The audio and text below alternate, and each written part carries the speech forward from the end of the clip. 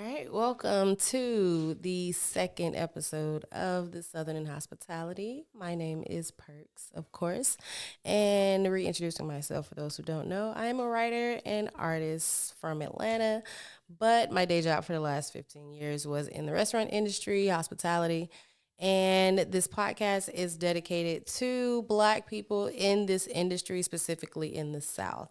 So, this episode, I have an incredible friend of mine.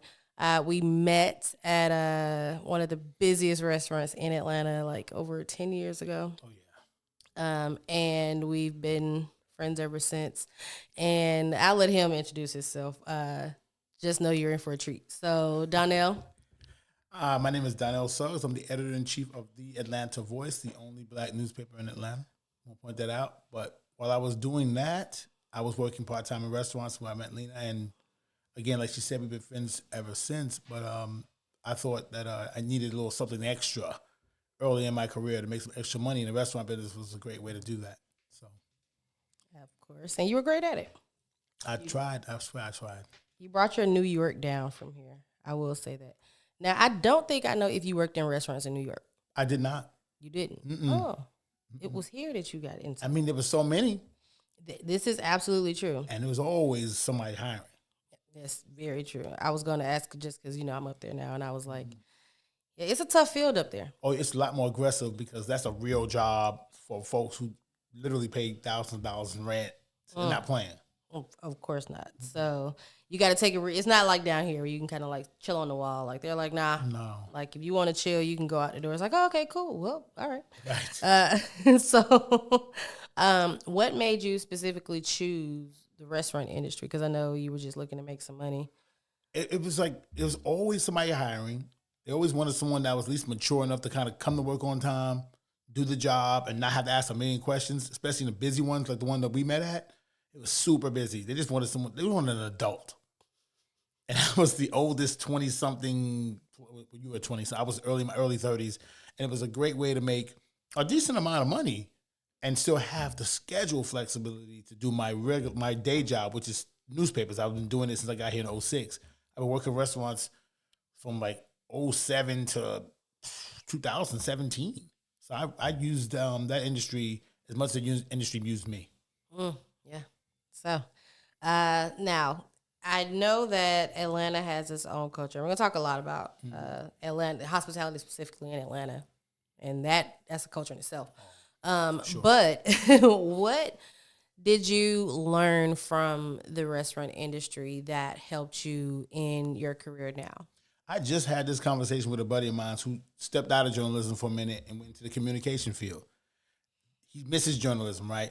And he's like, man, I wish I had a way to kind of feel it. I said, well, then get a restaurant job because everyone in my industry who complains about little things like parking and our schedules and how late we are at the games, they need to go work in the restaurant industry where you lose every Friday. If you want to make some money, you lose every Friday, you lose every Saturday, you lose every Valentine's Day. And I learned how to be able to manage a schedule because of the restaurant industry. My wife and I started dating early in that restaurant phase of my career. And I couldn't hang out with her on Friday nights. It was out. We had to get money. Saturdays, out. Valentine's Day, I would get her a table at wherever I worked, and she can go with her girlfriend because I have to work. So it really helped me balance. So if nothing else, how to deal with people of all shapes, sizes, races, and balancing the schedule. Because I had Mondays, Friday, Sunday, not Saturday. Well, no, Saturdays and Sundays for sure. Mondays always, because that was a slow day. You wanted to work that day. And then I tried to get Fridays back because of high school football. When I first started, but you just knew how to balance because you always had to make your money and you had to have enough days to do it. Now, because I remember when you were at one point, you were renting a place and staying up here, like working during the week and then going back home. I was like, this man is hustling. Yeah. Good God, he's getting it. But hey, sometimes you gotta do what you gotta do, and I think the restaurant industry does allow a lot of room for that. Oh, it does. The flexibility is crazy. Like you can only work. There's people that we knew that only worked Friday and Saturday, or for where we worked at. I won't say the name of the restaurant unless you want me to. You can say it. We All said right. it. Well, at Barcelona, you had Sunday mornings. Everybody was getting money. So Saturday night and Sunday morning was sometimes at one point all I worked because I needed the Friday for high school football and all the sports. So Saturday and Sunday was like just enough to be basically a whole week's check. But you were there all day though. 12-hour shift was nothing. No one was like feeling bad for you. It was like, yeah, we got to be here for the brunch and then for dinner, or for Saturday lunch and then dinner. So you took a break. We all went outside out back and griped about it, and then we all got back in there and did it. So it teaches you balance for real. And I also think one thing that someone like me got from the restaurant industry was kind of like a family. Oh, for sure. Because it's like, okay, kind of like I got into the industry really young. And for me in Atlanta specifically, it was kind of hard to find my place, like even being from here. But I was like, these feel like my people. You know, I was like, they work hard. You know, we all make money together. We all got some sense. You know, like and we all needed each other. And we all needed each other. If you wasn't picking up the slack, then someone else had to. And these are your friends now, so you were like, let me go ahead and come into work. Let me not call out on a Saturday. Yeah. Because I know such and such had that wedding he had to go to, or she had that whatever. And you just dealt with each other. No one knew your pain like the people who you work with. Everyone else thinks, oh, I just saw you the other day. You was fine. Yeah, I know I got to go in on Saturday night. I'm going to lose my whole Saturday. And I want to get to that whatever concert. Someone didn't pick up my shift and I have to do it. No one knows that like people who work in the restaurant industry. Yeah. They understand. Very true. Yeah. Now, since the show is about Southern hospitality, quote unquote, it's a real thing. Do you? It is for me. It is, and I feel like it is, and it isn't. Okay. I feel like Southern. Well, I mean, my views on Southern hospitality is, it is a thing, but it's rooted in fear and intimidation. Like Southern hospitality. Those are the roots at. Those are the roots of it. Yeah. So I feel like, yes, it's a thing because Southern people just have a certain charm. But at the same time, it's still like, I would rather just say I believe in hospitality versus Southern hospitality, because I'm in this business because I choose to serve you. I choose to do these things. I'm not doing it because I'm afraid of you. Like, I'm not doing it because you can beat me down. Like, no, we can fight about this. But I would rather serve you instead. You know? And have a good time. Yeah. So, do you feel like being Black and working in the South had a huge... Did it play a role in what you learned from the industry? There's no question. Obviously, things are a little different now than when I got in a decade ago. Being a Black man in this industry, pardon me for anyone who's upset, being a straight Black man in this industry is totally different. Because you assume your waiter a lot of times, oh, he's maybe a little whatever. And I wasn't. So I'm from New York. I'm a little aggressive, talk really fast. But it worked for some people. It's like, well, I like this guy. He's funny, and he got my stuff ASAP. And it didn't work for others because it's like they want to do the small talk, and I wasn't the small talk table guy. So it was like you learn how to just kind of pick your lane, and hopefully the restaurant you work in is digging it. Barcelona dug it. Some other places really did dug it, and some other places didn't. Because it was like, no, you got to small talk that table to death. And I'm like, oh, nah. I don't want that because I'm not the character that they're looking for. So it was you definitely had to find your lane. And some of the places that I worked at were great. I wouldn't work the industry again in Atlanta. I wouldn't. But let push come to shove. I'll get a restaurant job tomorrow at the right spot. At the right spot. At the right spot. I would go back to Barcelona if I had to. I would in a heartbeat. In a heartbeat if it came down to it. In a heartbeat. In a heartbeat. They're even busier now than they used to be because not all those apartments across the street are real. Like, they're not building them. They got homes all around that place. That thing is jumping. I go right back there. I quit twice, so I mean, I did too. You did. I left and came back. Yeah, because we wasn't getting money as fast like it was in Barcelona. It was awesome. Like, you know what? I think I'm gonna step out real quick. I come back when the money good. But summers were crazy. Yeah, and like I did not like everyone knows I didn't work on like restaurants on like my side of town. I loved working on like the Emmett Park, Buckhead area. Sure. Just because I knew that's where the money was. No, there's no doubt about it. And a lot of people sometimes will like fight me on that. Like, what you mean I want to serve your people? It's not that I don't want to serve y'all. I just know that's not where the money is. Some of y'all don't know how to tip. I'm sorry. Y'all don't know how to tip. Now, do you think that... Not Black people. I'm talking about this side of town. Not Black. I'm Black. I know how to tip. I'm from New York. You have to tip. You can't like leave here talking about, oh, I didn't like that. Well, okay. Now, since you talk about New York, I said this before, how much they make hourly plays a huge part in this. So, like, it's a lot that plays into tipping now in Atlanta because on one end, you have restaurants charging gratuity for lackluster service, whatever it is. Then you have, people who want to work in the industry and they may not work at a restaurant where the gratuity is included, but they're not going to make their rent. And they don't want to necessarily work at a place where gratuity is included, because if you're in the industry, you know that it's a certain kind of, I don't want to say a stigma, but it's something weird about places that include the gratuity working there. Yeah. And you have to work there to kind of get in this city, because it's like it's always missing something. Right. It's like, folks don't want to be told what to give you. Very true. But some of y'all need to be told what to give. But then you also look at what the hourly is. Like in New York, the hourly is $10.65 an hour. Right. No matter what position you have in a restaurant, damn, that's your starting.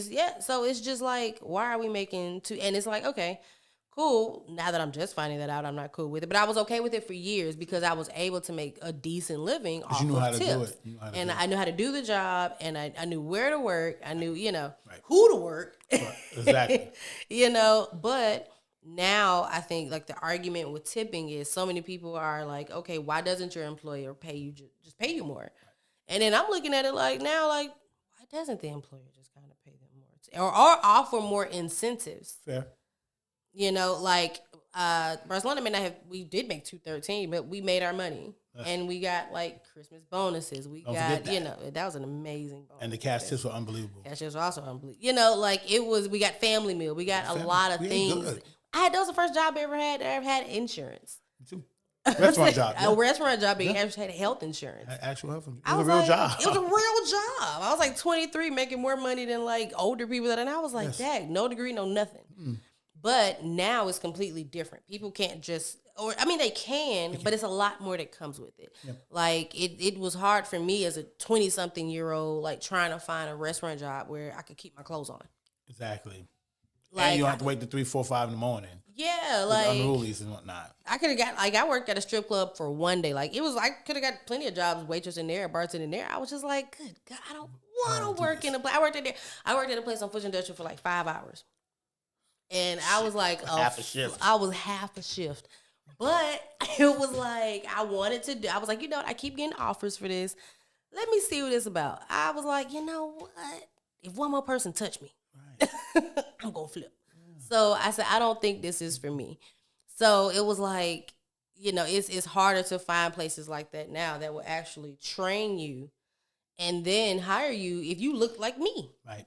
Like it is harder for Black people to get, I don't want to say better restaurant jobs, but more fine dining jobs than you would think it is. There's a whole industry of people who only work in white collar, fine dining. We only open at 6. We close at 11 type places. And I did a lot of those in Buckhead. And they were profitable because it was like the people that came in knew to tip you for your service. So you gave them excellent service, they gave you an excellent tip. I remember being at, what's this one right here? Lenox Road. I forgot what it is. It's right across from Phipps Plaza. And Italian restaurant.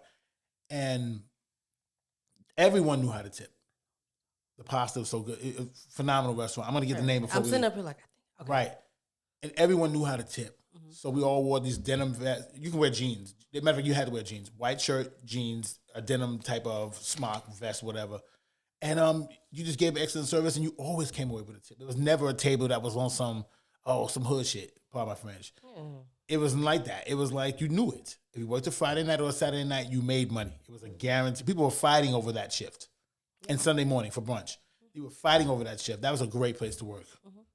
That was one of the best places I ever worked. Boston was more fun. Well, this place was real. So now I got a better newspaper job, and now my restaurant job pays decent, so I only work 2 days. Mm-hmm. See? So the better the clientele, the less I have to kill myself. Mm-hmm. And I hate to say that. I'm sorry, but it's a fact.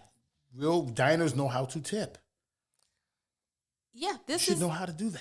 That's why I say it's cultural. Yeah. Like, and not to say that our culture doesn't get it, but we aren't as exposed to that. That's what it is, exposure. We're not as exposed to. We'll pay money for all kinds of stuff. For everything in the world. Without even thinking about it. Those Nikes come out, they $500, I need to have them. Boom.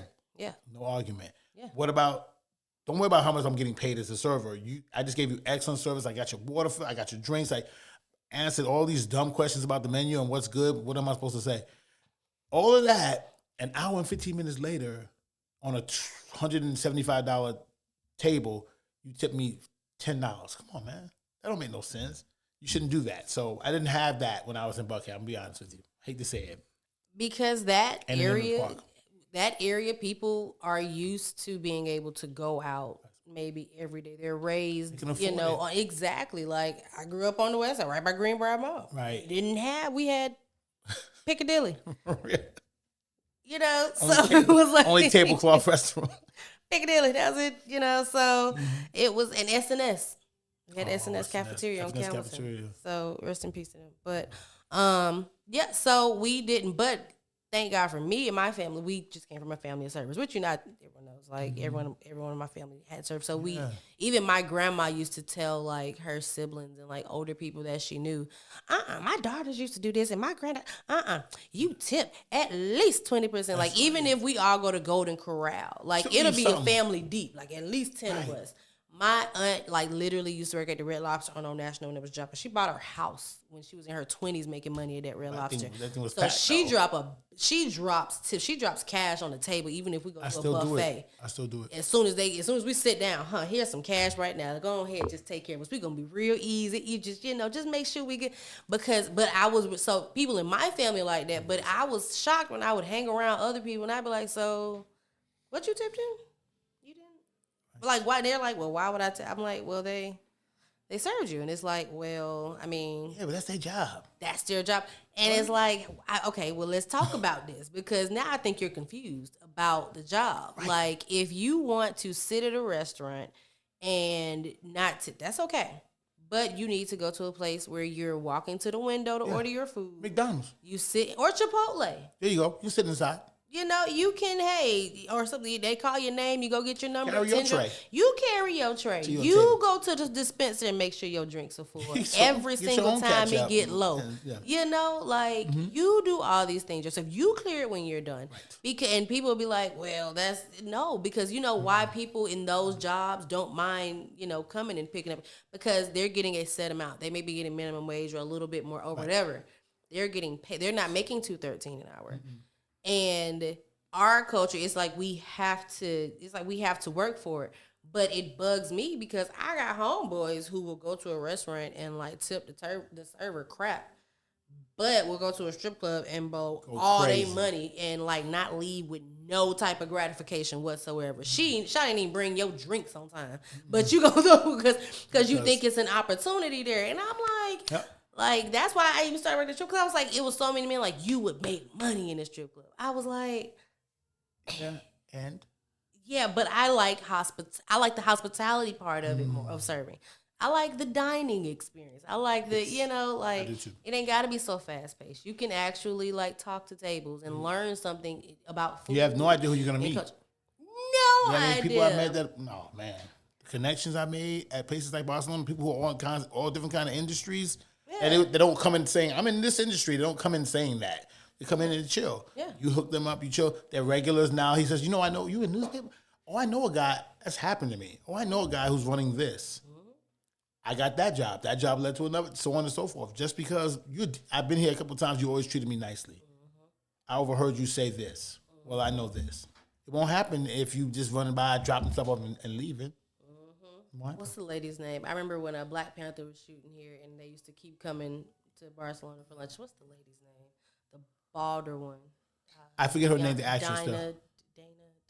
Give me the line. Oh, she was the best person ever. I was like, you're my role. She was so sweet though. She seemed really cool. I was like, man, I'm gonna watch whatever you're in. But also it was funny because like also working in this industry, like you learn a lot about people. Mm-hmm. I tell people I can learn everything that I need to know about someone that's important to me just from serving them. Like, I don't care who you are.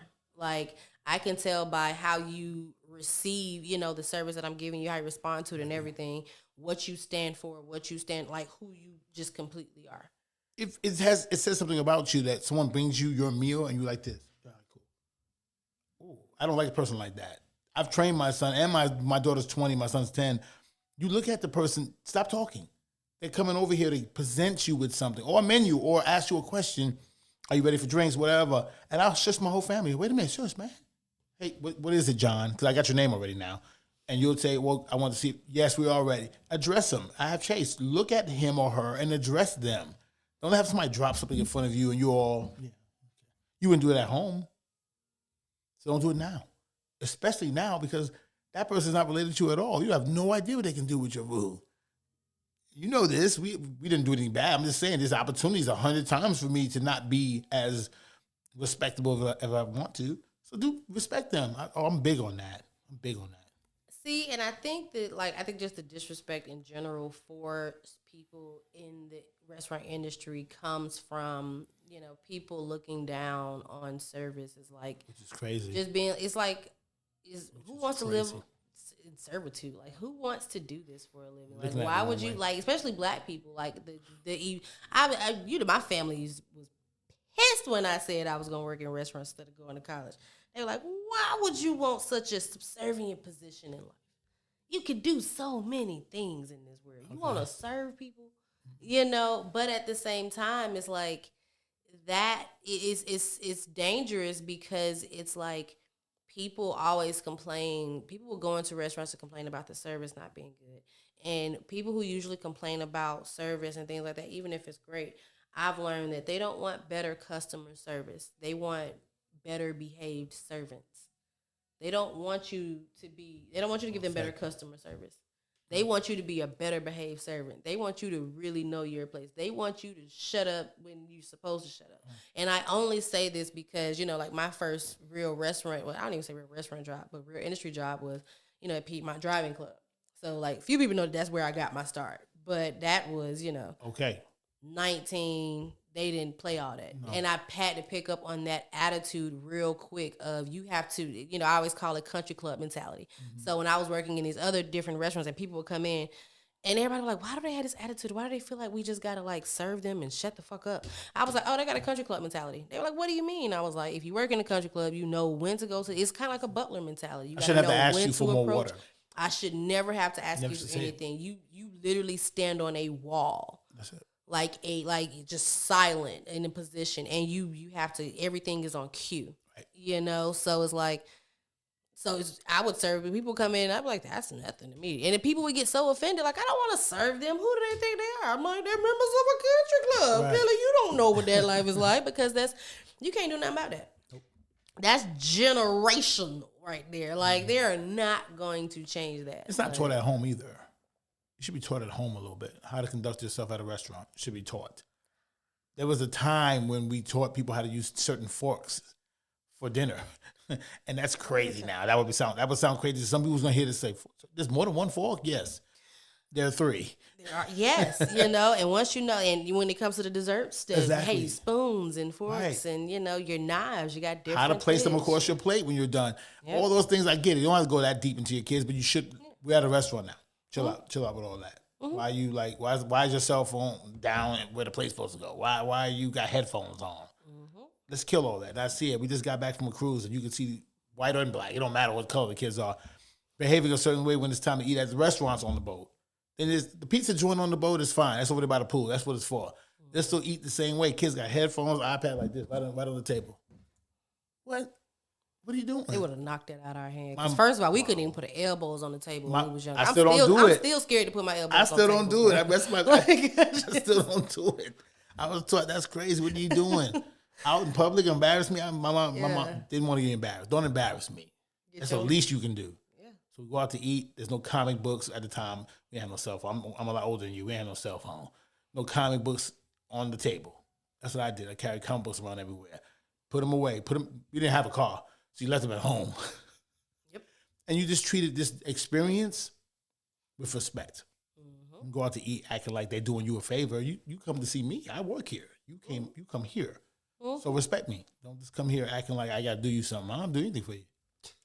You came in here. You about to pay. And I mean, I see a lot of people who, like I said, will go into restaurants with that mentality of, all right, and also I think what I learned was, a lot of people will go in and take their frustrations out on people who work there. Like I remember I forgot which manager it was, but he used to always say, "Don't take anything personal that these people say to you. You don't have to wake up with them. All right. You ain't got to wake up with them every morning." You know, he was. It had to have been Sean because he used to always say, "It's just tapas."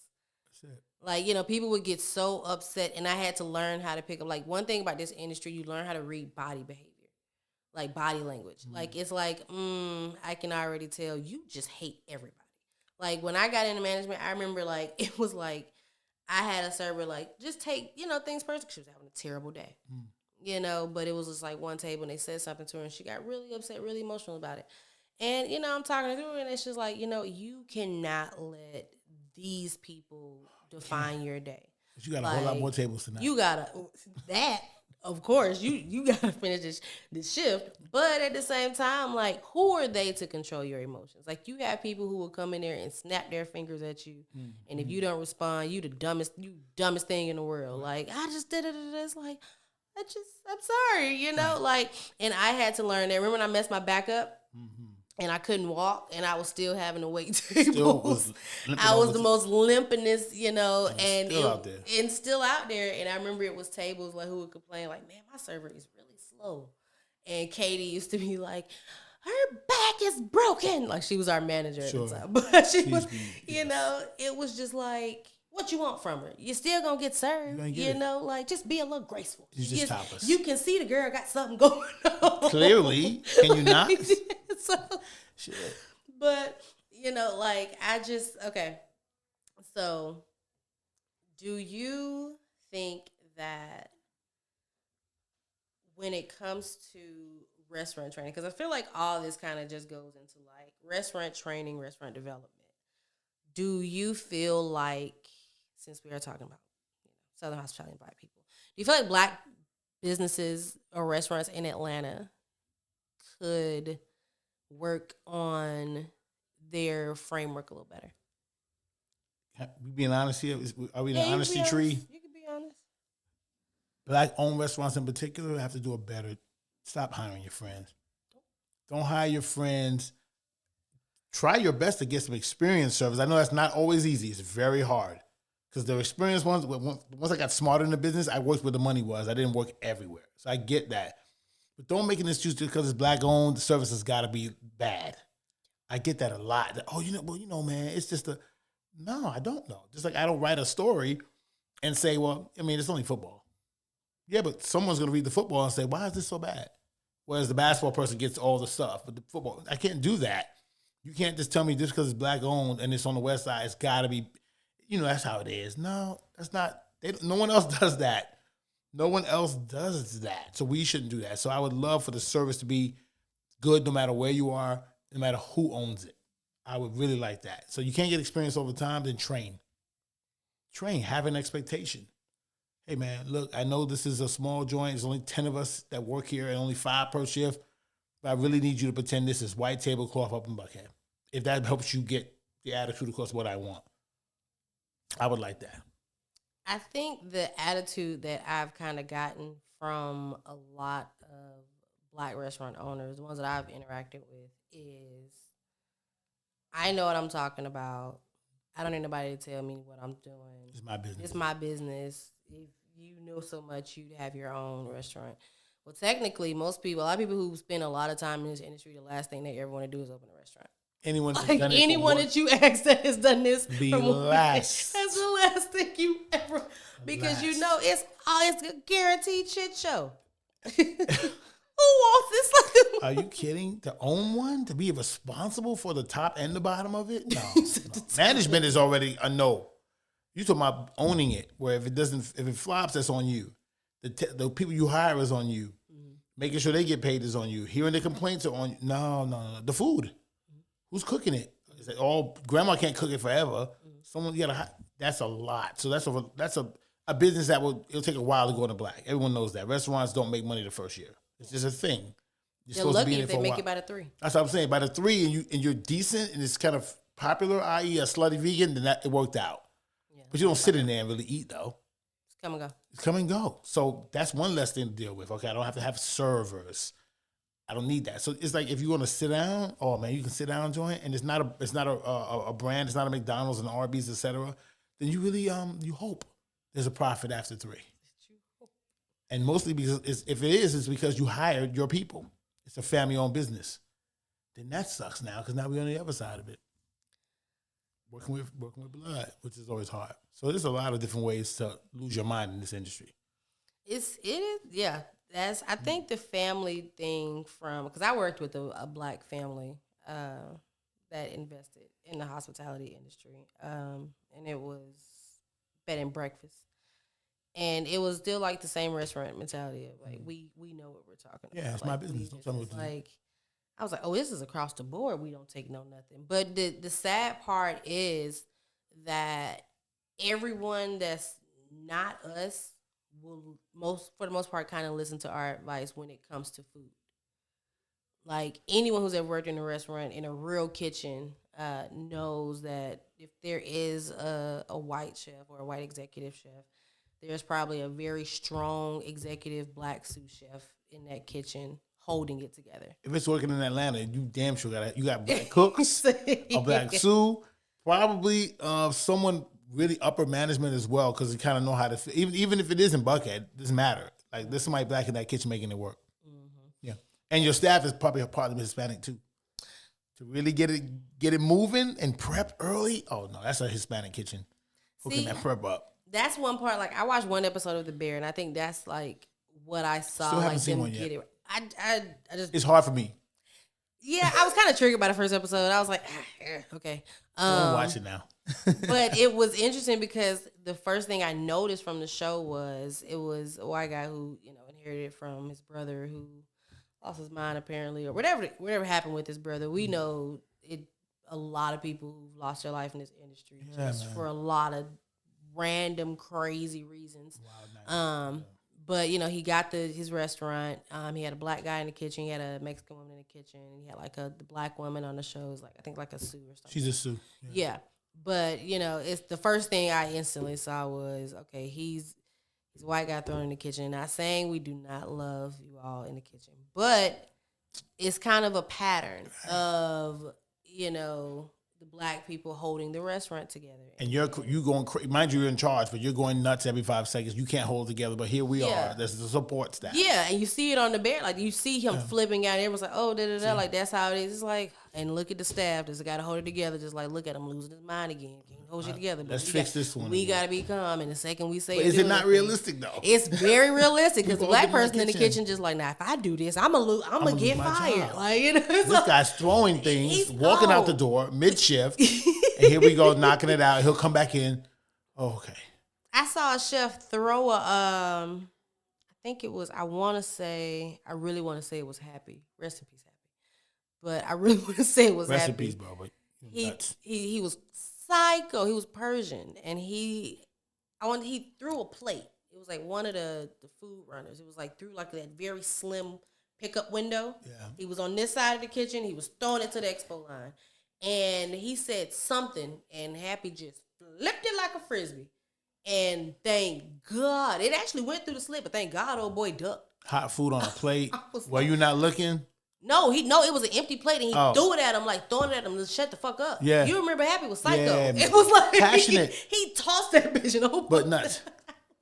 I was like, oh, he a different kind of crazy. Cut this dude's throat with a blade over nothing. Bro, he had us one time. He got so frustrated with the servers for not knowing the menu. I was like, I'm not part of this. I know my job. Yeah. He got so mad at us one time. He flipped over these bricks. He made us stand on remember they had the little stools outside on the patio? He made us stand on these stools like it was like fucking Hunger Games. Like with our feet on them. Like this was our pre-shift. And like told the managers they couldn't interfere. And we're all like, what is this man doing? And he put a glass of water or a glass in our hand, an empty glass. And he had a pitcher of water. And he would say a menu item and he started pouring water. And you had to say it before the water spilled on your hand. And if you didn't, then you couldn't work that night. Damn, I wish I was there. I was like, cool. He was out there sweating. I was like, they on them stools trembling, trying to get it right. And I'm like, did I sign up for this? But at the same time, I was young and we were having fun working. I was like, I really was like, is this a game? All right, whatever, like I did well. I didn't care. But it's stuff like that where like people don't understand, like that's the amount of craziness that the person serving you may have to deal with just to have a decent shift or a decent section in that damn restaurant. You know how hard I had to work as a black woman at Barcelona to get a section, be in a dining room every night. Oh no. Yeah, you had to really put the work in to I had get to that prime work. real estate. It was like I became a front in 2 weeks after it took 90 days to become a front at this point because Luke was the manager. I became a front in 2 weeks. He was big on trust. If he could trust you, if he could trust you, he would move you up. It was it. You know, and I was like, okay, they taught me, you know, what it meant to hustle, and I said, okay, I can get this done, but you know, I learned from that restaurant specifically that it takes a team of people to run a restaurant. A real good one? If you are not prepared to fully pay for a staff, and I mean be fully staffed, like I'm not just like I know places that black places that are like, why do we need a manager? We good, we got this, like. And it's a shit show every single shift. Time. Like every single shift because there's no point person on somebody's the floor. on their phone in the back still arguing on the phone with somebody. That's why you still beefing with him. That's why you don't help because there's no management. Yeah. There's an owner probably. Yeah. But do you have a real manager? We had floor managers that knew you personally and knew what you was dealing with. Yes. And you had to have at least 3 at all times. You had to have extra bartenders. I remember we used to get teased on the block working at that restaurant. Like I remember we used to go to Jack's after work. And people be like, oh, you work down there. Ha y'all don't make no money. How y'all gonna make money when there's 25 servers every night? And we used to be like, y'all mad. Like, but we had to have, because you had front and back service. You had to have 2 servers in each section. And it's, I mean. And y'all was tipping the runners. But also, like, y'all are working in places where it's just one person in a 5-10 table section. You got to bust your tables. You got to do this or that. I didn't have to do all that work in there because I was spoiled. I was like, okay, I'm a front server. I have a back server behind me. I have 4-5 bartenders working on my drinks. I have drink runners on busy nights. I have food runners, so I don't have to worry about going to the kitchen unless they need extra hands. I really don't have to leave my section. Well, we couldn't leave our section anyway. Could not leave. So I was like, you know, so going to other places, I was like, where is the money going? Who is investing in y'all training? Right. Like, why are people disappearing from their sections? Why do I have to, and I'm not saying like I'm not an all hands in type of person, but why do I have to help right here? And where is your service? Saturday night, I really shouldn't have to do all that. I shouldn't have to do all this. Like, why is everything not in place? Like, oh, well, you know, the servers run their own food here. Well, that's just taken away from the experience because now the server has to they can't fully listen to the table because they got to keep an ear open for their drinks and for their food. Right. And they also probably got management in their ear. What's going on? And I don't need them to see me 52 times. They keep on seeing me. It's like, I saw you when you came in. I saw you when the food came. I'm supposed to check back and see how you're doing. Here I am dropping the food off, coming back to ask you how I was doing, then getting a little, it's too much. Too much. And see, things like that are what happen when you include gratuity. That's what, you know, like people are like, well, you know, you're going to make your money, so why would you care as much? Which is, you know, it's like. Not a fan of that mentality. No. I'm not a fan of that. No, okay. I mean, I come from the era of working for it. So, I mean, I've tried places where it's included, and it, like I said, it's a different atmosphere. So, it just doesn't work for me. Per se, like I'll take it back. After going to New York, I would never, like I said, I would never go back to 213 here. Of course, now that I know what they pay, you know what's up now. I feel like everyone that works in Atlanta is getting cheated. And at Del Frisco's, it's included. Gratuity is included, but again, Del Frisco's is not 5-star. It's like 3.5, 4. But what it is the diners, especially on a Friday and Saturday night, get it. I'm gonna ask for wine. I shouldn't ask you for water again. You should have seen that fork fall off and that's the kind of stuff, we're already on it, boom. Let me get you a small plate for your kid. I know you have a kid here. Let me get you a small plate for him. You don't want to order him a whole thing off this menu. There's no kids menu, et cetera, et cetera. Or even offer, how about this? I'll cut a little piece of chicken up for him and just keep him busy. That kind of service where you didn't have to ask was why, even though you're still going to be asked to pay 25% on this bill, somebody puts a little bit more because they understood how to dine. And I understood how to serve you without you asking for the majority of the time. So that was a great experience. I opened the one in Atlanta and the one in Houston. Sent us to Houston for 3.5 weeks. Again, a real company will do that because they wanted us to go train the runners there. Yeah. Spent 3.5 weeks there doing that. Almost stayed there. Long story short, don't tell my wife because we was dating then. But the point I'm making was I just said that on the podcast, so that's it. So I'm homeless now. I'm homeless now. We sleep outside the studio. The point was they really understood that, yes, there's gratuity, but we're dining and we want a certain experience. Yeah. So that was a big difference from then going to a place where it's $2.13 and you hope, people know what they're doing. And see, like how you get paid also plays a huge role in how you perform at a restaurant. No, it's mental. No question. Like, no question. How they tip you. Like, you have restaurants who, like Barcelona, we got cash. Yeah. But legendary. You have some place, but we were also on tip pool. Mm-hmm. So when they made the transition from being on tip pool to not being on some tip folks pool, were like, a lot of people were out. messed up. Like I remember the first night we went from being on tip pool to just solo teams. Manny and I had to team up and take the entire dining room. We were short staffed. Yeah, so they put me and Manny together, of course, because they were like, "Oh, well, them two will be good. They'll handle it." And like I said, it was the first night outside of tip pool. We made like $400 a piece. Just me and him. The real ones were cool with it, and we was good with it. Like we was like, we ain't gotta be on. The coasters wanted it. The coasters wanted it. Oh, they was pissed. They were mad. They was in them sections like, wait a second, and find all kinds of excuses why. Yeah, well, this is a bad set. No, it's not. This restaurant is jumping. You just can't eat off of us no more, and that's why you were mad. As a runner, I didn't care. I was gonna eat it anyway. But see, tip pool also messed somebody like me up because I remember for a while, like I had to step to Brad one time because I remember they kept putting me with like Makai or somebody. They kept putting me with like another front server. Yeah. And front servers get paid the same thing. Mm-hmm. And I kept saying, why am I making less money than my back server? And he was like, well, your back server is scheduled to come in earlier than you. I was like, oh, hell no, we got to get out this typical bullshit right here because this is like stuff, it's pros and cons. Mm-hmm. It's like, yeah, I get to come in. I don't have to come in at 2 or 3 and help, set everything up. Right. I get to come in at 4 or 5. And get ready to start rolling. And, I worked my whole shift the whole night, but everybody getting more money than me because they had to help come and set up. Just roll ups. You could have just told me to take the night off and just kept them. Like, I just, No, because I still want the good ones here. I want you here. I just come in at 5. Don't worry about 2, 3, and 4 where we're not really doing anything. I mean, yeah, it's a thing. Like scheduling is a huge thing. I think some restaurants now don't want to be overstaffed. They don't want to be. They don't. And then it's hard to be. It's hard to tell. It's hard to tell if you're going to be over or under because Atlanta, Thursday can go crazy. Yeah, and the way Atlanta's food culture is, like this foodie thing, it's still growing into being a foodie place. Oh, I think it's there, but it's not quite New York. It's not like a place just can open up like that. It's a spot called Old Churro. It's a churro spot in like Greenwich Village, right there on the corner, and it's like $10, $15 churros. Oh, no, I know that's gotta be nuts. a drug front, but it goes nuts. I know it goes nuts. I'm talking about every night when you go by, it's lines. I'm like, no doubt.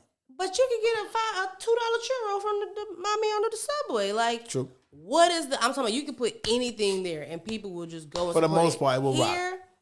It's not there yet. No. Not crazy. It's getting there. It's getting there though. Like it's you can throw some BS up and some people will go support it. Yeah, I know. But not all the BS gets by because it won't rock forever. It won't rock in New York. They'll pretty much rock forever. If they can afford their rent, then they can. And last. That's the difference. If you can afford to be open, we'll come see you. But if you close, we're just gonna move on. We're not gonna be like, oh, where's now? So it's I look at places like Trap City Cafe, where it's. I would hope places like that stay open. But also I would want them to like be a leader in what hospitality meant if they're going to stay there. Like I just picked that place just because of the location, and what it encompasses. Like Lil Baby opened a restaurant. Yeah. And it got terrible reviews up front. I was like, well, that's pretty much like it's a lot of celebrities open restaurants now, and they expect it to do well. New Bankhead Seafood, same place as the old Bankhead Seafood. Just now, it's got 2 rappers involved, so it's popping right now. It can't last. You don't think so? Nah. The old Bankhead Seafood fans don't want to come there and have the shit slam packed on a Thursday night. Like we supposed to run up in there and get this shit and run out. Now it's like, oh, it's hot. I hate that it's hot now. I hate that. So I'm not even gonna go for another couple months. Let it cool down for a minute. I can see that. I'm happy it's open though. I mean, do you feel like celebrities should keep opening restaurants? Do you like that trend? I like the fact that they have the capital to do it. And I want them to do it on the neighborhoods that need it. I don't want a celebrity opening a restaurant in Midtown. I don't want a Ludacris to open a restaurant in Midtown. Midtown doesn't need you. I want Ludacris to open a restaurant on the South Side. Does he have one on the South Side? No, but 2 Chainz He has does. one in the airport. He does one in the airport. 2 Chainz has one on the South Side. It's like a little. It's like Castleberry. He has one in Castleberry as well. Yeah, that's where it's like he has an Escobar in Castleberry. Yeah, he has an Escobar on Mount Zion Boulevard in Jonesboro. Yeah, down the street from my house. I like that. I don't have to go, but I like that it's there. I like that it's there. Tonight it's popping. If I drove by there, be cars out front. I love that Jonesboro has that. I like the South Side to have that. We need those. We can use those. We don't need a Buckhead restaurant. We don't need a Bankhead seafood. It wouldn't be Bankhead. We wouldn't need a seafood restaurant from T.I. and Killer Mike and Buckhead. We need y'all to put your capital in the Bankhead seafood. So that's dope. So I'm always gonna be for that. Even though I know the service is gonna be whack after the first 2 weeks it's open, and the order's gonna be wrong, unfortunately. But at least it's there, and there's capital behind it, so it's gonna be around. That's jobs, local, more or less. Ain't too many people traveling from across the city to come work there. More likely it's local, and I love that. Okay. And it's not an abandoned property sitting right there on I forget the name of the street, but it's an abandoned property right there. I like that it's busy and it's thriving. Forever, how long that is. You said forever. Hey, we're gonna wish them well. We're gonna wish them very. It's it's because it's stuff like it's Atlanta. Yes. I'll hear stuff in the news where someone will say something. It's like, oh, someone will describe a terrible restaurant experience, and someone will say, oh, that has got to be in Atlanta, because it's just like something specific that comes with a terrible. What do you think a terrible experience in Atlanta is? Because I feel like whenever people Waffle House fights, you'd be like, what? I've been to Waffle House damn near every day since 2006. You do go to Waffle House a lot. My son is he's 10. You're like a member of Waffle House. Well, we have nameplates, and they give. I'm not joking. I know you do. Yeah, it's gold member nameplates. My son's 10. He spent 7 years of his life in the Waffle House every Saturday. I almost went there. I've been there on Christmas Day. So with that said, this Waffle House fights, I'm like, where's this at? I go to Waffle House for years. I've never seen this. Where are y'all going? And they'll say Atlanta. I'm like, where in Atlanta? Where? East Point. One in East Point. For sure. And I'm like, oh, okay. That makes sense. Yeah. Where's Atlanta? It's. I moved here because it was popping, but not blowed up yet. 10 years after the Olympics, it was still like, I had to tell people Atlanta. They said, where's that? Oh, okay, Georgia. I don't know. We don't know. North Carolina, South Carolina, we don't mess with that unless your grandmother and them lived down there. That's why you went down south to see your grandparents. No one was living there. And today, everyone I meet, you're like my wife, one of the few people who are like literally born and raised here. For real. I'm talking like proper. Not freaking Gainesville, but like in Atlanta. And it's like, yo, where y'all from? How's everybody from somewhere? I mean, I'm from somewhere else. I'm just saying, it's like, damn, everybody's here. Everybody. I came here because no one was here. It was awesome. People, what I've realized, like being from Atlanta, and like having a large number of friends that aren't from here, and also with the industries that I've worked in, it's like I've met a lot of people that come here for whatever reason. It does have, I can see the appeal. Oh, no doubt. I can definitely see, why people would want to be, especially Black people. I could see why they wanted to. Sure. Like, I didn't know till I got older that people didn't grow up all Black. Blew my mind. I was like, I had a homeboy from Mississippi, and he was like, so you just, everybody was Black? Like, I was like, yeah, like, he came from school. Like, a lot of my friends did. They came to, like, Morehouse, whatever. And they were just like, we've never just had, like, I said, we've had a Black mayor in Atlanta for 40-something years since I've been here. It's been 50 years. Yeah, now, yeah, see? Consecutive. Yeah, a Black mayor. I said, I had Black teachers growing up. The few white teachers that I had were in. My principals were named Mimi and Tiny in the elementary school, right by Greenbrier. And I didn't even, that were their names, Mimi and Tiny. Mimi said it was French. But, so I didn't, like it was every leader, everything around us. Like my dad used to check us out of school to go to Freaknik. Like everybody was a part of the culture. Like it was so lit, and it was just like I never had an issue like with being proud about being black or anything like that. And then it's like I'll meet people from other places, and they're like, "Man, like you could just go outside, and there's niggas everywhere." And I'm like, "It ain't like that where you from?" Like, and I didn't realize until I started going to other places, and I was like, "Oh, I see what you were talking about." I grew up in Brooklyn, and everyone on my street was black. Mm-hmm. But I never had a black teacher. I had a black teacher who went to college. Never had a black principal. Of course not. No one black was running the school. The police were white. Mailman was black. Or when you went places, white people worked there. They didn't live on our block, but there was a little bit of everything. I get here, and everybody's black. I'm grown now. I moved here at 28, and I said, everybody's black. Everybody. Like not the mayor's black. The city council's 99% black. People you work with, everyone's black. I moved here and worked for the police department. Everybody was black. The police chief was black. Assistant police chief. I said, yeah. Niggas, the person that rocked you up was black. You locked up a black guy. The guy at the jail that opened the door for you was black. The motherfucker, I said, everybody black.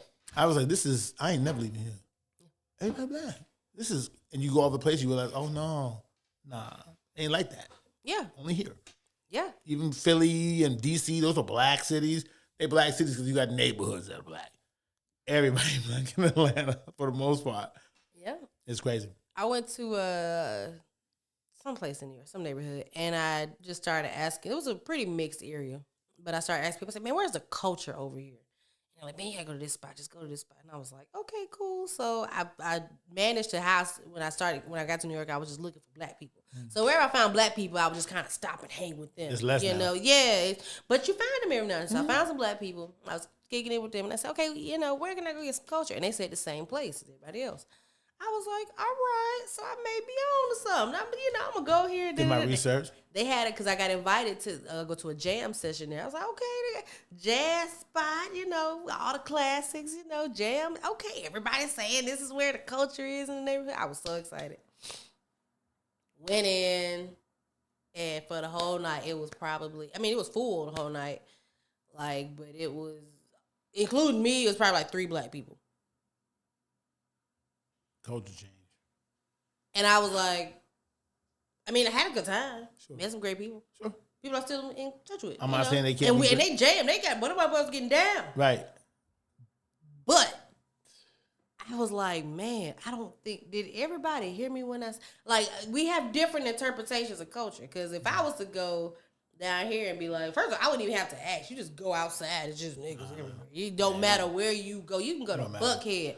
Just look for a line. Just look for 2 or 3 black people walking down P Street. Just follow them somewhere. More than likely, go to Lennox and follow a Bentley out in the parking lot. Just see what hotel they go to. Just, I already said talking about it. But, just go somewhere and just look for it. Because we're everywhere. But I did not know that it's not like that all over. It's like, you got places that shut down after 9, 10 o'clock. Absolutely. And it's like, wait, so what do we do after this time? It's like, we go to sleep. We go home. Yeah, it's, especially with the hospitality industry, the nightlife here is a whole thing in and that itself. feeds into it, right? That feeds into it too. That plays such a huge part. That kept Barcelona alive. Forget the 8, 9, 10 o'clock. Those are families that was eating after that. 11, 12, 1 was the people who were coming in grabbing tapas because they hungry from a club or whatever. Oh, man, you got made more money in them 4 hours than you did the first 4. Yeah. Oh, no doubt. Yeah. Have a DJ on the weekends. You had to. You had to have music. Crowd control because it would be so packed. And it's now I think that's something that restaurants are trying to cater to because of the way that nightlife has changed in the city. It's all right, we may want to be a family spot, but we're going to have to throw a DJ in here just to get that certain crowd. It's not like back, 10 years ago when Edgewood was popping and you could bar hop over there. Oh, just every place, sound table, department store. You just boom, boom, boom. I'm going next door to each other. Right down. Everybody having a good time. You know, like someplace like Noni's where they knew their role. They knew they had good pasta in the day. I talked about this with Janine. I said they had good pasta in the day and they had a DJ at night. You know what I'm saying? They knew what they. But you have a lot of places now who are like, man, we want to be a 5-star restaurant. We want to have fine dining. We want to make all this money and have all this attention. But then it's like we also want to be a club. We want it to be dark. We want people dancing. We want, you know, and it's like, okay, you kind of cater to. Trying to feed two masters now. You feed into. I think one place that does that well is Rocksteady. I don't know if you've been yet. I have. I went. I said I feel like every time I go. It's to just Rocksteady, me and Kia though. Yeah. See, I feel like every time I go there, I just randomly fall in love with somebody. But it's one of those It's a dope places. vibe. It's an amazing vibe. Where they have the food downstairs, a club upstairs, and it's like that is great. But you have some places now who are like, all right, we're gonna, you know, you got people around smoking hookah and people are trying to eat, and it's like you have to have a separation. Yeah, you trying to be everything. Yeah, I keep bringing up hookah. I brought up hookah with Janine because I'm like, that just bugs my soul so much that places just offer that with brunch and things. The whole brunch scene in this city is a Brunch podcast. brunch is a work. Day partying is a thing, and I feel And like it should be. Yes I'm with and it. no. Breakfast at Barney's, I'm with it. I get it. But that's the only time I want to step foot in there then. I'm not paying $1,000 for it. That's what I'm How saying. much is their gold stack? I think it's like $1,000. It's $1,000. Yeah. It's a vibe. You want to get a bunch of people together and do that so you can have it for Instagram or whatever. That's cool. I really wanted something to eat. I can't do it. That is like, I just cannot fathom like actually paying that much just to say I ate at this place. Right. Like, We had fun. I don't know if it's because I'm cheap I'm cheap, so it probably is because of that. or I just don't care. But Or it's a combination of both for me. and I also feel like the quality of the food, it doesn't match. And I'm not saying breakfast at Barney's, but I'm saying a lot of times when these places are doing X, Y, and Z, the quality doesn't match. Right, because I'm really serving you vibe. I'm serving you a vibe. I'm serving you a vibe. You want Instagrammable moments, TikTokable moments, I got you on that. The setup is dope. But you probably didn't like your food. You're going to be complaining about the meal. But you wanted the vibe. You wanted to be here at this time because everyone else is here. I've seen places say we got fresh seafood, and I'm like, first of all, any place in Atlanta tell you You they can't. got We fresh landlocked. seafood. Thank you. We're inland. don't Any have- place in Atlanta offering I you worked in Savannah. I know the fresh difference now. seafood is I know a the difference. flat out It's a lie, and they will fight you down that their seafood is fresh. It Fresh, never frozen. Right. It had to be. You got it from Had to Savannah. be. It was on a truck. Unless they got it from a swamp in College Park, that shit is. Or they got it out of the water in Savannah, put it in a fish tank, and drove the fish tank to you, and then you took it out of the fish tank. It was frozen. That shit was. Don't lie. Oh, Not fresh. Worked in Savannah for 2 years. That shrimp like this big.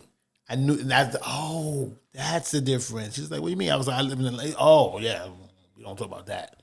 Big difference. You don't got some they take offense to that. That's not seafood, bro. That's just fish. Call it fish or call it shrimp, but don't call it seafood because it's not coming out of the water. No one caught that. Some machine caught that and packed it for you. Big difference. But you can't tell us nothing. Because shrimp and grits is shrimp and grits. This is very true. I love the trend of like when people discover something, especially us, and we just like take over this thing. And I think it's more so like the trend of like drinks now. Like people getting tequila with everything in a drink. It's like, hey, can I get a pina colada with with Casamigos? People with Casamigos and everything. Like that doesn't go in there. Can I get a French 75 with Casamigos? What the fuck is that?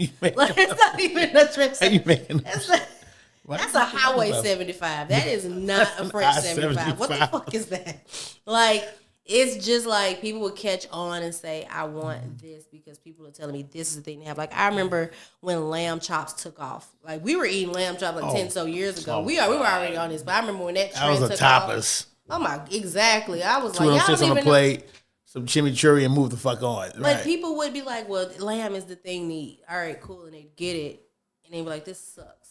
I'd be like, well, This isn't did you steak. know what you were eating? You don't know what you're eating then. They're like, why is it gamey? Because it's lamb. Lamb. So, Had a lot of hair on it at Yeah, one point. well, they You're made wearing it. yeah, they're like, well, they made it look good. It is good. It is good. Your palate is, You just don't like your it. palate is uneducated. It's either chicken or beef, so you don't know any better. Thinking it's supposed to taste, since it's brown, it's supposed to taste like steak. It's not steak. See, like, and that's one thing I always say to people. Like, I'm that person whenever I go to a restaurant, like, I'm the friend that has to order last because if I don't look at the menu before I go, I have to study it because I'm like, all right, Right. I don't want to seem like that person that one that, and there's nothing wrong with being a person that asks a lot of questions. No, before you pay Yeah, for you food. want to, but But don't be the one also that gets your food, eats it, and goes, I didn't like that. I didn't like this, or Who you what sharing that or with? what did I get, or you don't also. I say there are rules that come with being, a server and a bartender. Yes, you need training, but I also believe in consumer training. It's kind of like place back to the other thing. Like I would, if I'm going to a place that I've never been before, whether it's on my side of town or anyone's side of town or wherever, Search. I'm gonna look up the menu first. Like if it's, they say, especially if they say you gotta dress a certain way or whatever, look up the menu first. Just do a little A research, little bit. before you go. Just maybe read a couple reviews on, Couldn't hurt. stuff like that. I'm not a review guy because I don't really care about your opinion. Well, I mean, but still, know what the number one sellers are, so you can at least ask, well, how's this? Like when I go to a place that I haven't been before, my first thing, I'm usually, because I love when people do this to me. Hey, what's your favorite? I'll get your favorite cocktail and I'll get your favorite appetizer. I'll decide on everything else. I probably get your favorite that too, unless it's something I just don't want. You just try it. But it's something I don't eat, I can't eat it. Right. Exactly. But even, stuff like that, I've been to places where they're like, what's your favorite? And it's something, and it's like, oh, I haven't even tried this really. It's like, so you don't know anything about this. Right. Why did you say this is your favorite restaurant? But listen, but also, I worked at places where they aren't allowed to try the food. So that's a thing too. I've been blessed to be able to have us try the new menu, whatever the new stuff is, whatever they're breaking out. Yeah. There are places where they're just basically lying. Like, oh, how's this? Oh, it's great. It's da-da-da. Like I've done trainings where they're like, oh yeah, you just tell them that it's whatever. It's like it's scrumptious, Yeah. Like I remember one time we were in one pre-shift and somebody said a drink tasted like winter. And one of the managers was like, all right, be fucking for real. What does winter taste like? Yeah. Like, he was like, don't use those words to describe it. Like, do you even know, Right. And it's just like, they have to pay for it or, whatever. So then stuff like that comes into play. It's like, well, maybe they don't know it because they can't try the food.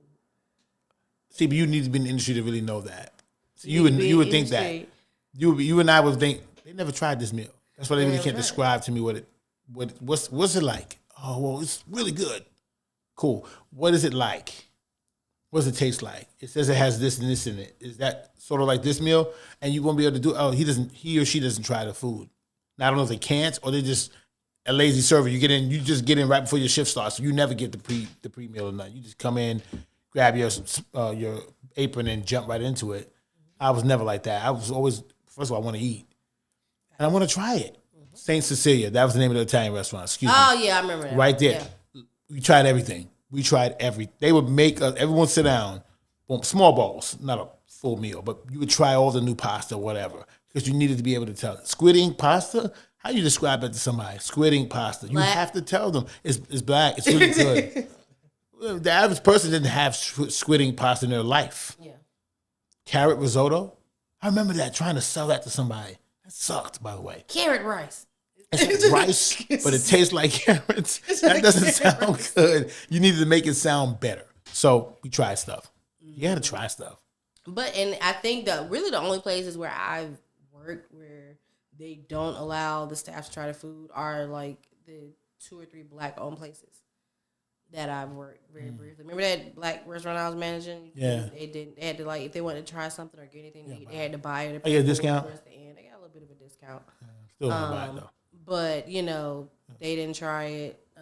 Like I said, I think that's something else that, like, when it comes to black owners, like, they don't, it's another part of not investing in the training. Like, the few, like I said, it's like, why would we give you free food? Like, they don't do pre-shift meals for the few black-owned restaurants that I've talked to and worked with. I will admit I've never worked for a black-owned restaurant. Not because I've tried not to. I've stayed in that corridor. It's either Buckhead or it was Inman Park. Mm-hmm. It was those 2 corridors. So those are the restaurant corridors for me. I always did so well there. I never left those places. Plus, it worked out. They were so busy I could work certain days and not need to be there every day. Mm-hmm. So I just never I never went to a small mom and pop that needed me all the time. I needed a big restaurant that didn't need me until it was game time. Thursday night, Friday night, Saturday night, maybe Sunday for brunch. That was it. So I didn't need to be here on a Monday, wasting my time on a shift that just gonna make $15. I mean, yeah. I mean, sometimes. Well, the one. Luckily, I mean, I've seen the place where I was. They made decent money for like the mornings, but it was. I mean, the training was. If you don't really get the menu and understand everything we got going on by your third day, then you don't need to work here. I respect that. And I mean, luckily I was managing, so I was like, well, I'm okay. But I didn't like that because it was like the first day you just kind of follow. I mean, which is typical in restaurants. You do like a stage, you follow around, follow. But it was like just pay attention to everything that I do. Like we don't really study spills. We don't study, this or that. You just kind of like follow me around and pick up on it. And I think like when I was a trainer at Barcelona, I used to because we had different parts of training. You had someone who trained on food, someone who trained on wine.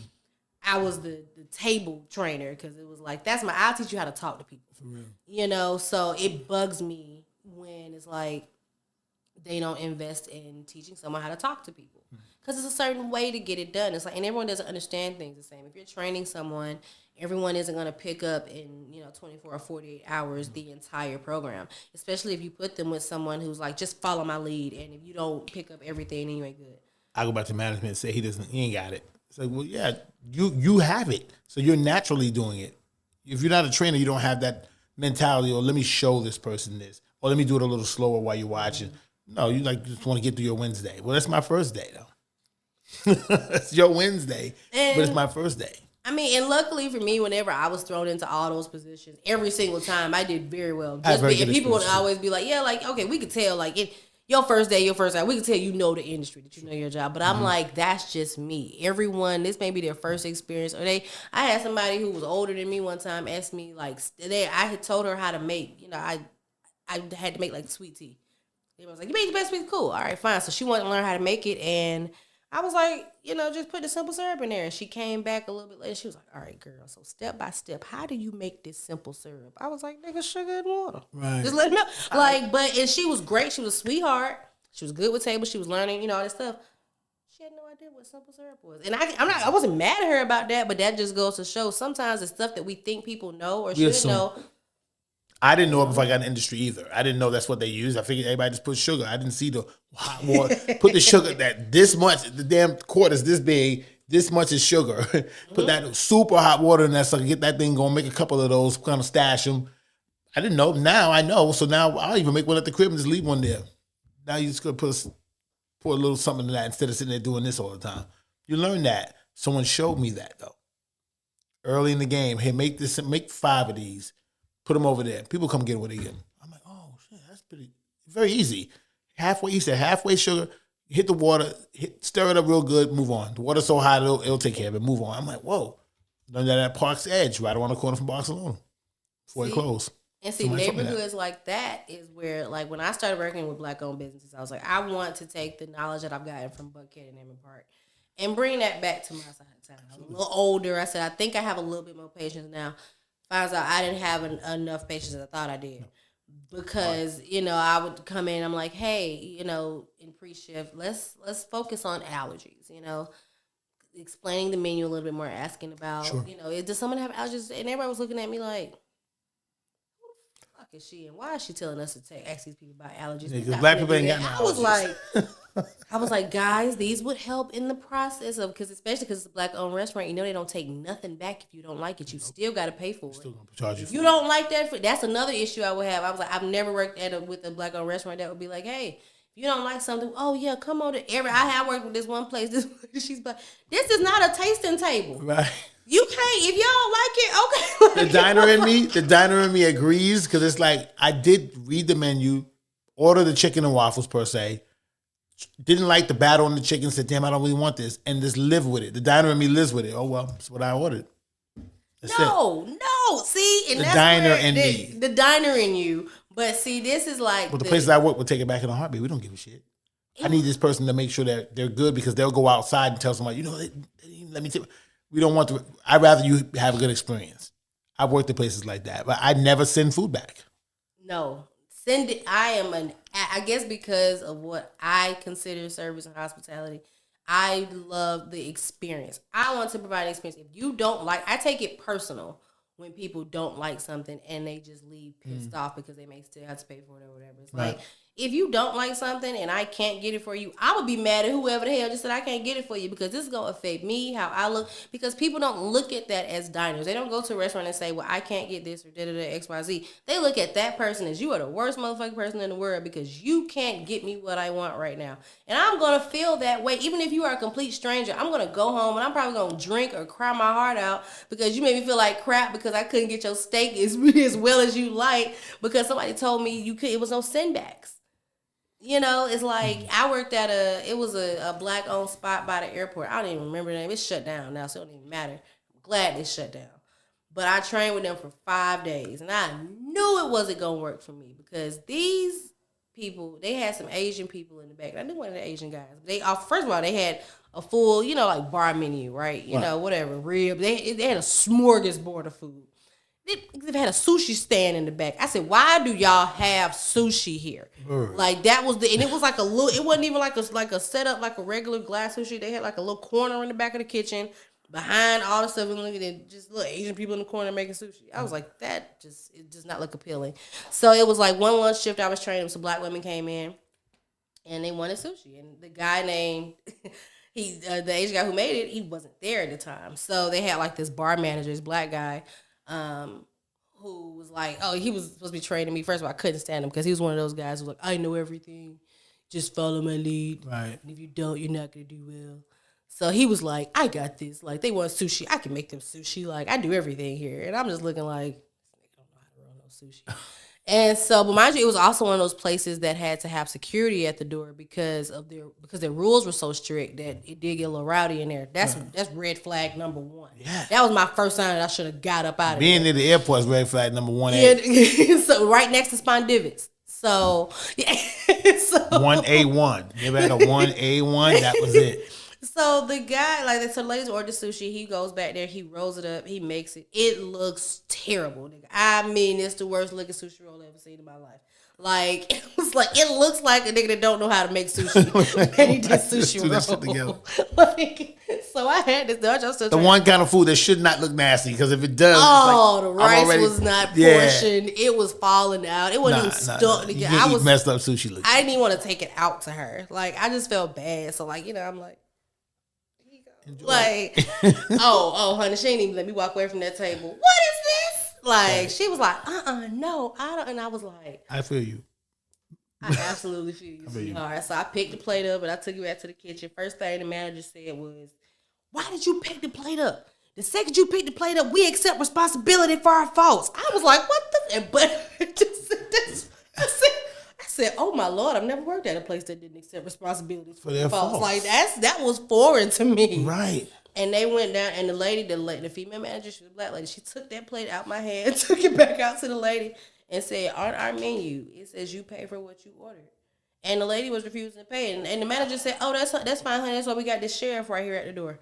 I said, so she got to pay for the most garbage. Like, I was like, I felt wrong making her pay for that. Yeah. Like, but that's happened every single black girl. It's something along those lines has happened. And I'm just sitting up here like, this is why. Knowing good and well, we make like 85% profit on anything you make for the most part. It's not like you're making duck a la orange or some shit. It's some sushi. It's what did it cost? $10? Give it a damn $10. But don't even make them pay for anything because I don't want it back again. Don't go back in the kitchen and come back with it. I'm cool on that. I don't want it. Fresh Atlantic salmon fillet and it's coming straight out of can in the back, but you want to argue these folks down about you not making no money from the like. I'm looking like this is fresh caught salmon. You over by the airport, folks? Ain't nothing caught over here. I've seen it. I've seen stuff. I've literally seen these places just random places like just advertises. That's why I would never pay $1,000 for that damn steak and breakfast at Barney's. Bitch, that's Bisquick. I would never in my life pay you niggas $1,000 for some Bisquick and some eggs. But like I said, like I think our culture, we're not offering the quality to match what we're asking people to pay. We're selling vibe, huh? You're selling vibe. I put a lot of money into this location more than likely. I'm paying a lot of money in rent. I can't have you hold this table down for an hour, and we do. and then just get a little bit back. So I'm gonna price you this and serve you this. For folks who aren't watching, I'm making small hands for what I serve you and large hands for what I'm giving, the vibe I'm giving you, because it's like you want to be here. It's a hot spot, so come here. You can get a better meal at Waffle House, but that's not a vibe though. I mean, it depends It is on for the Waffle me. House you Exactly. It depends. Exactly. Yeah, so good old Waffle House. I might actually go to Waffle House after this today. Damn right. But I'm going tomorrow morning, so say what you say. So I'll say something. We're gonna go ahead and try to wrap up. But so since you are an amazing journalist and that is your career, what advice would you give someone who is maybe on the same path as you, and maybe kind of working in this industry as well and trying to figure it out? Keep doing it because I learned so much from it. Just make the industry work for you though. Especially if you've had that decade I had in it. So by the time I was getting jobs in year 7, 8, 9, they were working for me. I was saying, hey, look, this is my day job up front. A lot of us lie to, well, oh, my mom is sick. Your mom is sick every week, Monday through Wednesday. She ain't dead yet? I don't get that. She's been sick your whole life. Don't lie. Make the industry work for you. Hey, listen, I'm free on Tuesday, Wednesday, and Thursday. Not Fridays because I got to cover football. Not Saturday nights because I cover the NBA. I was very upfront early in my career, and it really helped me because guys were like, all right, cool. You bust your butt when you're here. So I'm cool with the fact that you're not going to work on Sunday brunch because you cover the NFL, or not Saturday nights because you cover the NBA. And they were looking out for me. A lot of the managers I had were great in this city, like supporting the fact that you still want to do this and you're kicking this restaurant business with respect, but I understand what your mission is. I wouldn't be where I was at without a lot of the managers being able to flex and say, we're going to make sure we got you. You can't work Fridays. We need you on Friday, but we can't work Fridays. I got you. Don't worry about it. Can you work Saturdays? Yeah. What about Sunday? No. Okay, well, then make sure you got Thursday and then Saturday. It was always somebody working with me. So further in my career I got where I had less time, they were still working with me because they wanted me around. That was huge. So let it work for you. Don't get stressed out trying to lie and be like, oh, man, I can't be here on Friday. And now someone's got to keep your shift. Now you're making it hard for other people. Be upfront. Matter of fact, that's for life. Be upfront with folks. It makes it a lot easier. In this business, restaurant business is so much better to be upfront with your managers and be like, look, I bust my ass when I'm here, but now I need to change my schedule a little bit. Let's try to do that. So much easier for everybody. Because you'll achieve your goal, but it's a lot easier when you're not stressed out, scared about Lena's got to take my shift again. She's going to say no one day, and I'm going to be jammed up. So Absolutely. Be upfront. No, I appreciate that. Yeah. And for people who would like to know, where can they find you? Twitter, Instagram, at SUGGS Writer, WRITER. I'm always on Twitter all the time. You're probably going to see a post from me and my son in the Waffle House at about 9 o'clock tomorrow morning. But but I do a lot of the sports around the city, so I'm always covering something. So it's a fun follow. And you can always buy a copy of the Atlanta Voice. It's free. It's even better. It's free. Subscribe to the newsletters. The print paper comes out every Friday. It's free. Oh. And you can subscribe to the newsletter and we'll mail it directly to your email. You ain't got to worry about it. Just click on it. You click on everything else. Follow the Atlanta Voice on social media at the Atlanta Voice. By the way, sorry. Just had to shame y'all into reading more. But you can do social media. That way you ain't got to read nothing. Just look at it. Well, thank you, my dear. Are there any last words you would like to? I miss you, and you don't live here, so I'm mad. But I'm happy to see you. So that's good. Oh, I'm happy to see you too. I miss you all because New York is New York. But and I'm never going back. Really? No. Too expensive, man. Too expensive, too cold. What's up? How am I doing? It's cold as hell. Yes, ma'am. I'm not doing that. Okay. So I'll see you when you're here. And I'll love you for the rest of your life, but I'm not going up there. Well, thank you, my friend. I appreciate it. And thank you all, whoever tuned in, for watching. And we'll see you next episode.